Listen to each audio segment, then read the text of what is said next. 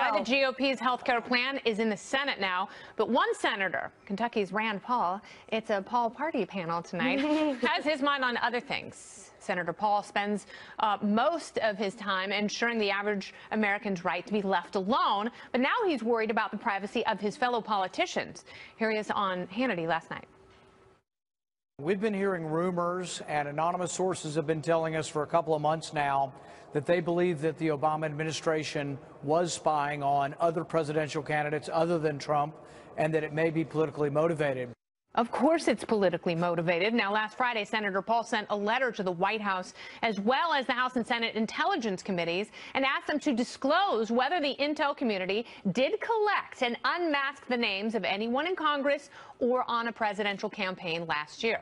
Now, we haven't seen any direct evidence that this has happened, but the NSA did unmask the names of nearly 2,000 Americans who were incidentally collected in 2016. Should Senator Paul be worried? What do you think about this, Jonathan? Well, do you think he's on to something? Hurrah for him, Kennedy. I mean, before 9/11, there was no Homeland Security and Homeland Surveillance state. This is actually relatively new in our country's history. So Senator Paul's made this an issue, and I applaud his efforts to protect Americans' privacy by following up on these types of spying. Do you think every president does this, every administration? Because President Obama was horrible on surveillance. He was awful on civil liberties. Agreed. And he only bloated that state. So it wouldn't surprise me if this was politically motivated, but why wouldn't every administration? I mean, Nixon did it. He was notorious for doing this. This goes back to generations, and obviously presidents have quite a bit of privilege to do so. Yeah. Does that mean that they were targeting Rand Paul? I think Rand Paul, I'm going to look at the politics of this. Rand Paul is not besties with Donald Trump, and Donald Trump has been using this as an argument about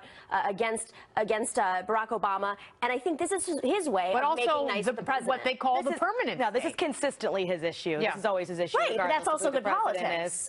Even when it's bad politics, he makes this an issue. What was so funny watching the hearings yesterday is watching people like Lindsey Graham who are upset about Susan Rice and not realizing that they help create this culture of, well, if you're not doing anything, then why do you care?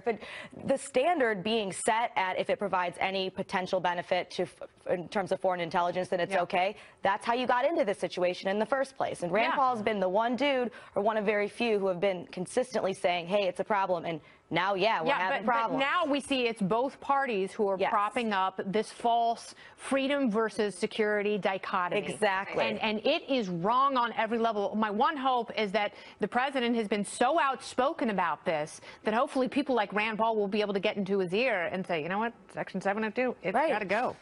Exactly. I don't think that'll happen. I think he's being used by the president right now.